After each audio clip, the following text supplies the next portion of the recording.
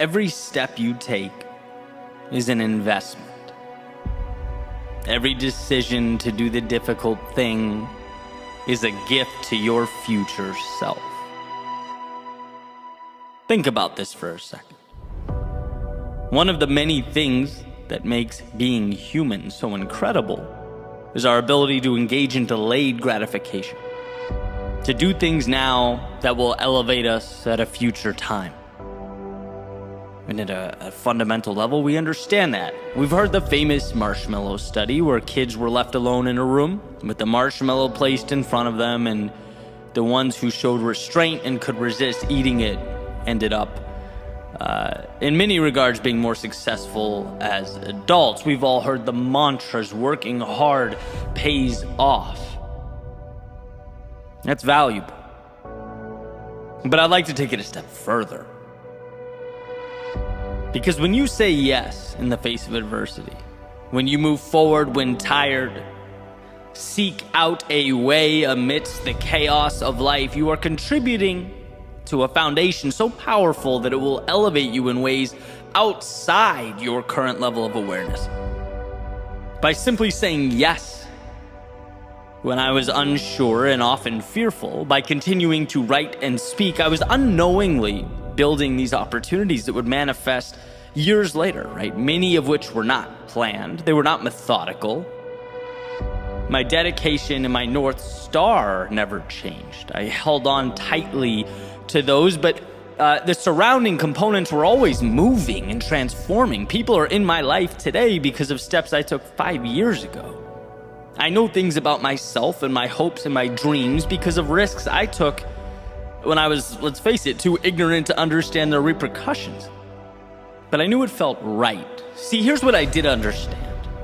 If I, as Emerson put it, hitched my wagon to a star and moved towards it, when I felt great and when I didn't, when I was confident and when I wasn't, when I was winning and when I was not, I knew the other stuff would take care of itself. I trusted the process.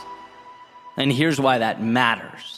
Here's why I'm taking you all on a little trip down memory lane. Because writing, speaking, inspiring, storytelling, they are my world within. What is yours? What is it that moves you, that lights up your soul? I want you to know that. I want you to know that because its pursuit requires not only a delayed gratification, but an acceptance that your dedication will evolve in ways so incredible that you can't even imagine. That all those little decisions become emergent and together represent something more powerful than the sum of its parts. I love the example or idea of the human brain, right? So complex and powerful that it appears almost divine. It's essentially a universe behind our eyes. Even our understanding, our comprehension is minimal. We are awed by its capability. Yet it's not about one single piece of the brain, the tissues or the neurons individually. It's the network all these microscopic occurrences create together. Something bigger than everything combined, creating a consciousness we can't even find or point to when looking at the evidence. But we know it exists, and we know it's somehow derived from this ball of nervous tissue. This is not unlike one's pursuit of excellence. The level of achievement or consciousness we are searching for, it can't be singularly identified. It's emergent. It materializes after the discipline, after the consistent work, after the self-belief, after the will to do what is required, whether we wanted to in the moment or we didn't. Then we get our quote-unquote consciousness. You can't and won't always see the value in your dedication, in your sacrifice. And let me level with you, I get how crazy it feels to think, yeah, but someday it will mean something. Someday that work will put people in my life that will change my world, elevate my existence. It will create opportunities that expedite my evolution, lessons and occurrences that will amplify my wisdom and worldview. But that's the name of the game. If you know in your heart you are pointed to the right star, then it's just about stepping, adjusting, and repeating. Move, adjust, move, adjust, move, adjust. There will be a time when you look over your shoulder and are stunned by what you've created, by the distance you've traveled. Look, you can't see the future. You can't know what everything will mean and what will occur, but you can continue forward into the darkness so that when the long-awaited light inevitably presents itself, you are in position to receive it, to stand on the foundation you have been building all along.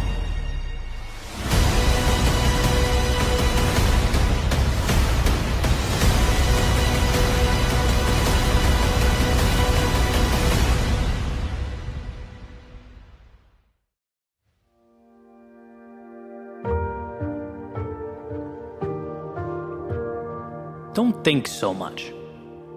You might overlook the obvious. You might see past all that you've achieved. Don't move so quickly. You might overstep the moment. You might miss all the beauty you're creating. One can wake up, get dressed, walk out the door thinking that they're on their way to a someday achievable, brilliant finale, and simultaneously fail to understand the miracle of the now. It's in what you're doing now, who you're helping now, what you're becoming now. Your miracle is now. And you can't see your impact because it materializes behind you as your back is to it and you step toward those distant horizons.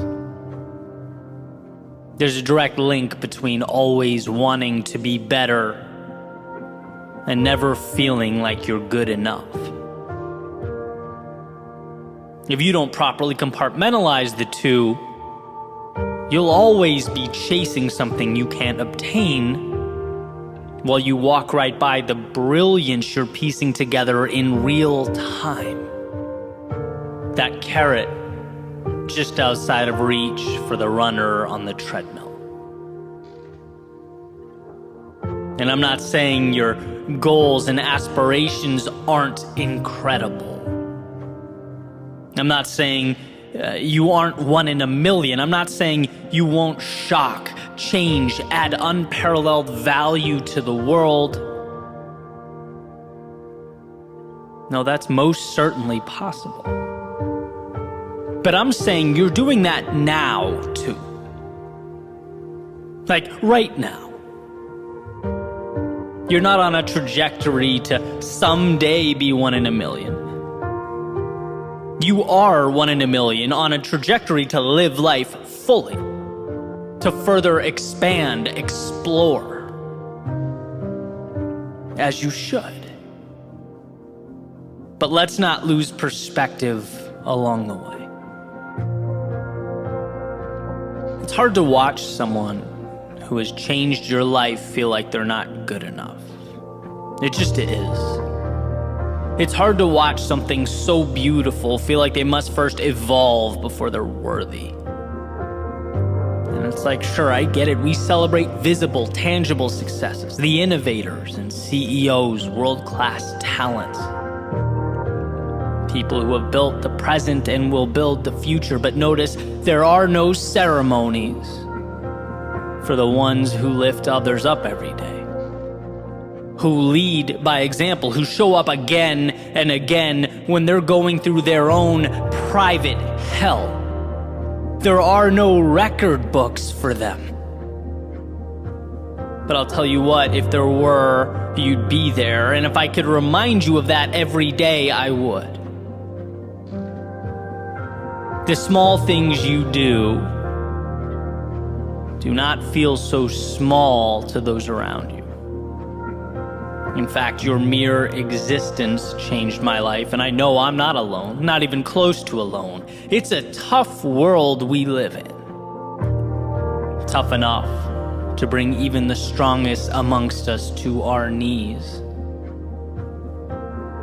Yet you think you're flawed and insufficient. I ask, compared to what? A lot of people would have folded a long time ago. Wouldn't be fighting for a dream or standing for anything. A lot of people wouldn't be giving so much of themselves. Again, I continuously run into this question. Why is it that the ones who are changing the world, not with their social media follower count, but with their actions, so often fail to see their own value? Perhaps they're using the wrong measuring sticks. Maybe their sights are set so high they don't realize all that they're making better along the way. Maybe they don't know that every soul they light up puts in motion a ripple effect, an exponential value add. But if you just lift your head up and look around, you would see quite the ripple effect. You would see quite the chain reaction. You would see that you are not just working towards change, you are actively embodying it. Don't be the only one who can't see that. Why do I say this? Why spend the time? Well, because one, I think it's not something we say enough. The ones who truly change us or make our lives better need to be told that. There's just something tragic about keeping it to ourselves. And two, because you don't give yourself enough credit. You're blind to the path you've traveled and the dragons you've slayed. I couldn't believe my ears when you apologized for being weak. Weak? Weak is retreating. Weak is being selfish. Weak is forfeiting your gifts. Those descriptors are antithetical to who you are. And sure, we all slip into them once in a while. We're human beings. We all endure our valleys of despair. But to fight with everything you have on your way back up, that is not weakness. That's courage. I think our definitions might be crossed here.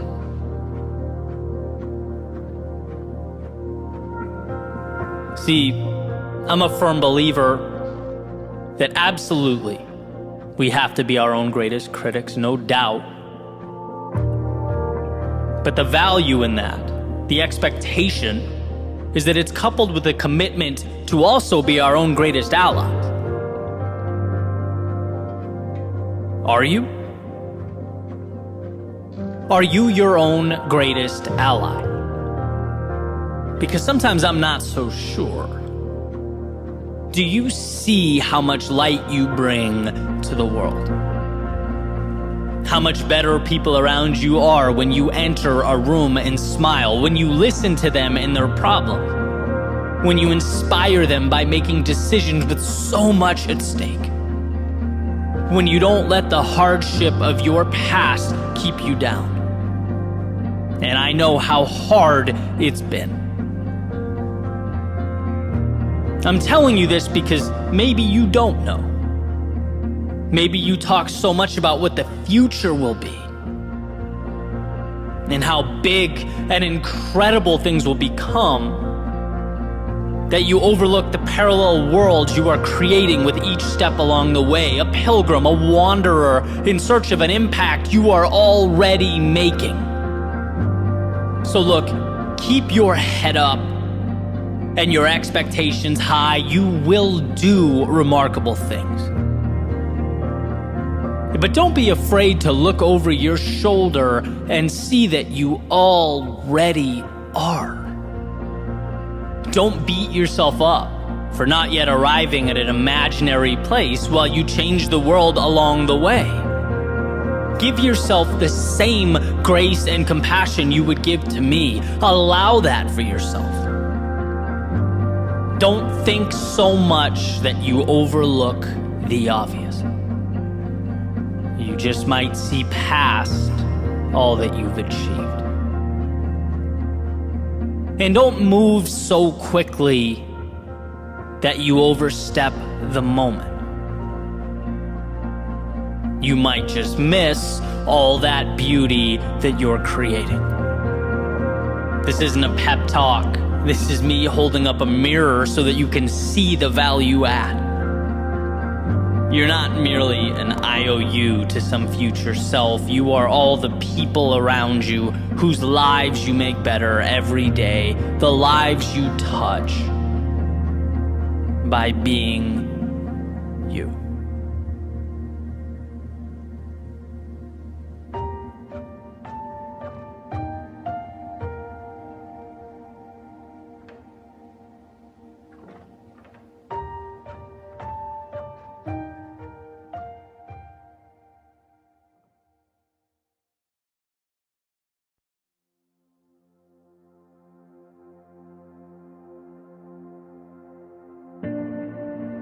The other day, I went to check out an open mic, and basically people sign up to share their short stories, their poetry, stuff like that.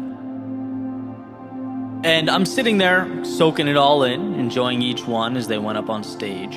And eventually this girl makes her way up.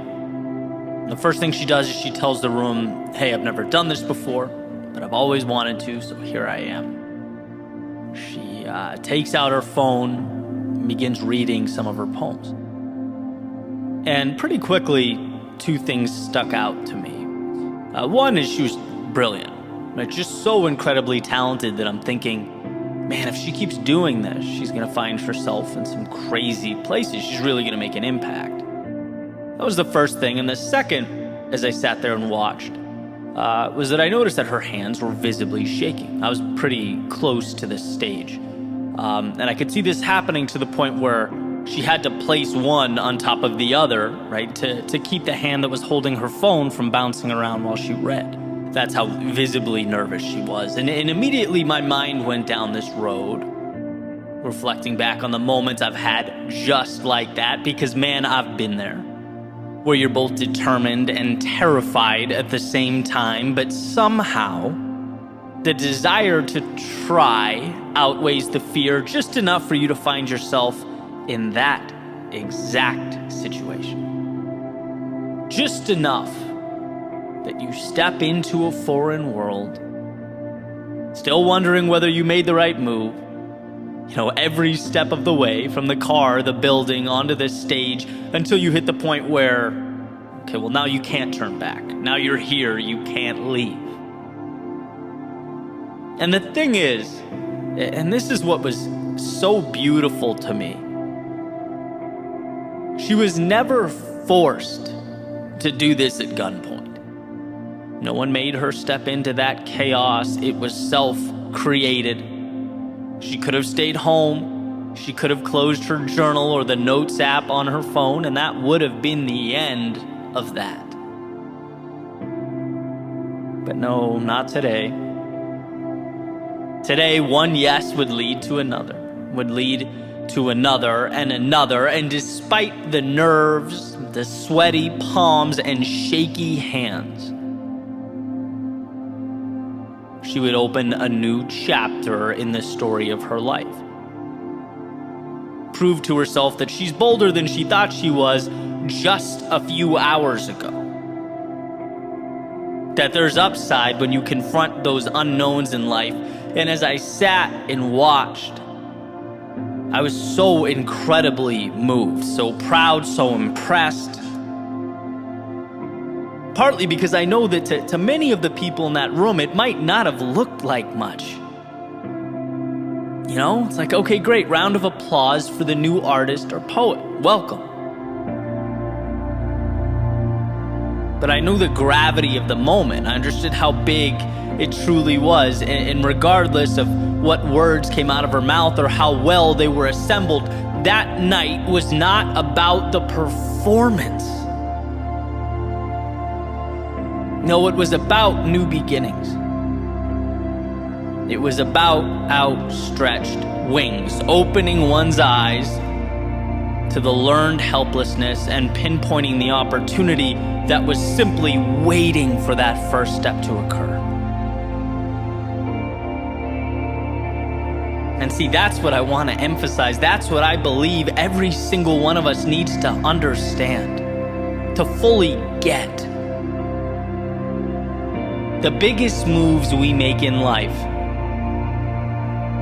well, it's easy to convince ourselves that they aren't necessary or worth it. The things that transform us hide themselves. A lot of the time, they don't feel urgent. They aren't life or death decisions. They can be the stages we never step on, the people we never talk to, the chances we never take. Because, well, what happens if we simply stay right where we are?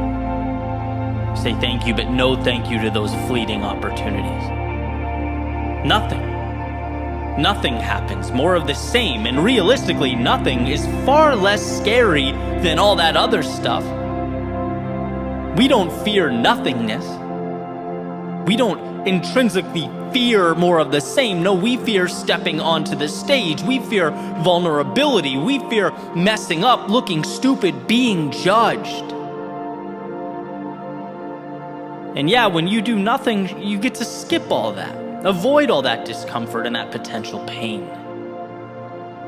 But you also miss the feeling of victory, of closing your eyes at night knowing how badly you wanted to just let that ship sail, how terrified you were about what could go wrong, but you did it anyway. You get to feel you have earned the rush of stepping into a chaotic world. And even if temporarily you tamed it, that's what life is about. Always remember that we have a natural proclivity to avoid pain, not to pursue the things that make us feel alive. Deep down in our DNA, there exist instructions to run away from the things that could hurt us, embarrass us. Our minds will race, our bodies will kick and scream, our hands will shake. That's just the way it goes. Until we prove to ourselves that it's all conquerable, that reality can be relearned. It's a layer of resistance that has to be faced and then dismantled. Why was I so moved that night? Because I got to watch in real time someone dismantling that fear on their way to something incredible. It's courage. Stepping into the arena, not for the people next to you or anyone else, but for you. Because you know there's more. You know that where you are pales in comparison to where you can be.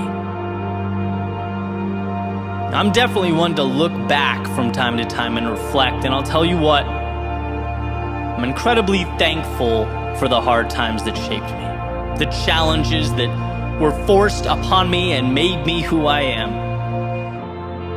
But beyond that, and perhaps even more so, the times I stepped out on my own accord, terrified and manufactured change. The times that the fear of staying the same eclipsed the fear of failure. The times I could have stayed home, woken up the next morning and lost nothing, but instead saw what there was to be gained and threw myself into that metaphorical fire so that confidence could be forged and new chapters could be written. Let's all remember how out of focus the present moment looks. Remember how inclined we are to look at life through a lens of scarcity. We are trying to avoid, but if you can, even briefly find the strength to step back and ask, what is there to be gained? You see that not going is the real danger. And those stages that seem arbitrary, that seem like optional stops along the way, well, they're just as imperative as the air you breathe. They are not some things, they are everything. We all hit a point where we look back on the roads we traveled and see the culmination of footsteps that have come to constitute our lives. And we want that moment to feel full. Like no stone was left unturned, like we put it all on the line. So will you step onto this stage of life? Stand your ground as the curtain opens, read your poems to a foreign audience. Will you share your voice even though it trembles? Because if you do, you're giving yourself permission to truly live, to feel. Look, we're not here for a long time. This is a very short ride, so why not give as much of yourself to the world for as long as you possibly can? Why not step out knowing that the difference between nothing and everything is what you do with shaky hands?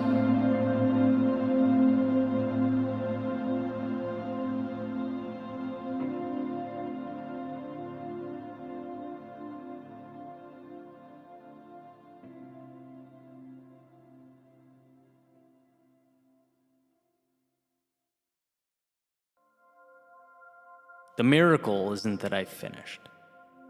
The miracle is that I had the courage to start. John Bingham. We all share a commonality. The runner on the starting blocks, the one at work, the one studying, the one trying to create the best life possible for their family. See, we are all at a beginning, looking up at an idea. Nothing given, nothing to adjust or react to, no, just an idea. And ideas, when we are at the bottom looking up, they're deceptive in nature. Their size, their weight, their breadth. They like to present themselves as much more than they actually are. And so, to turn ideas into things, one needs see themselves.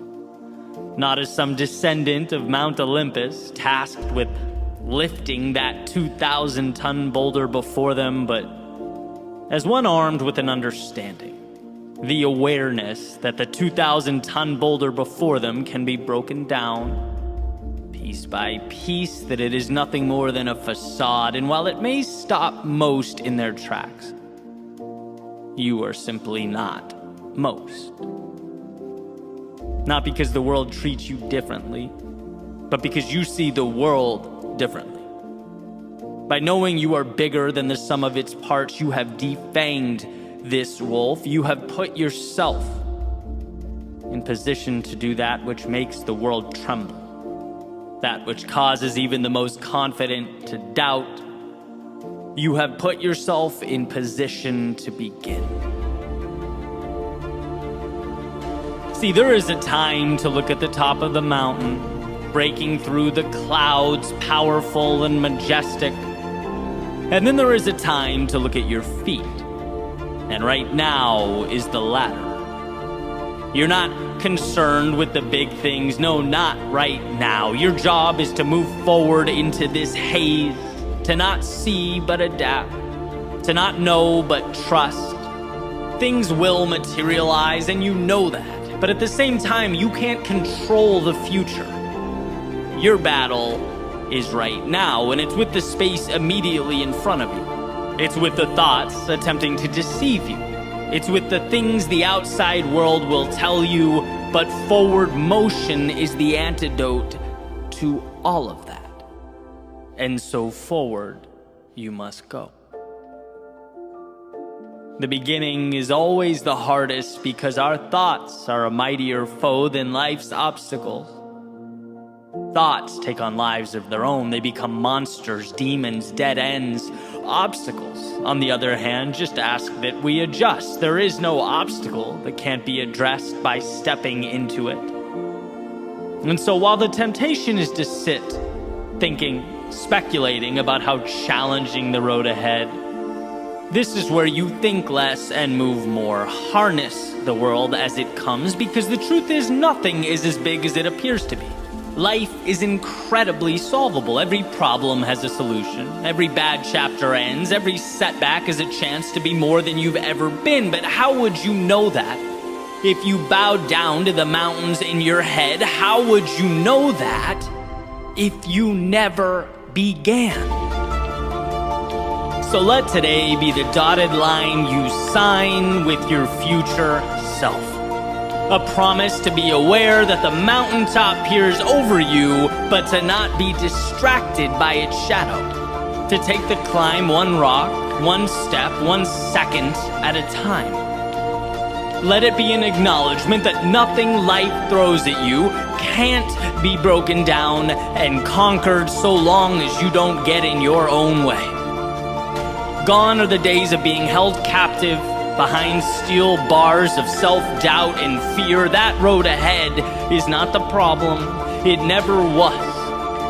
Refusing to give yourself permission to travel down it was the problem. So without constraints, meet life head on. Let the trials and tribulations emerge, because they will, but know that you will rise to meet them. Let the unknown highlight all that you don't know, you can't see. Fine. The one thing you are sure of is that you will, one by one, transform the unseen into strength. And when those thoughts emerge, telling you that you've gone too far, that you're in over your head, that this isn't meant for you, know them not as truth, but as the only obstacle that can derail and distract. You don't have time for make-believe monsters. No, not today. So onward you go. To map the unknown, to tame the untamed, to live your life the way it was meant to be lived.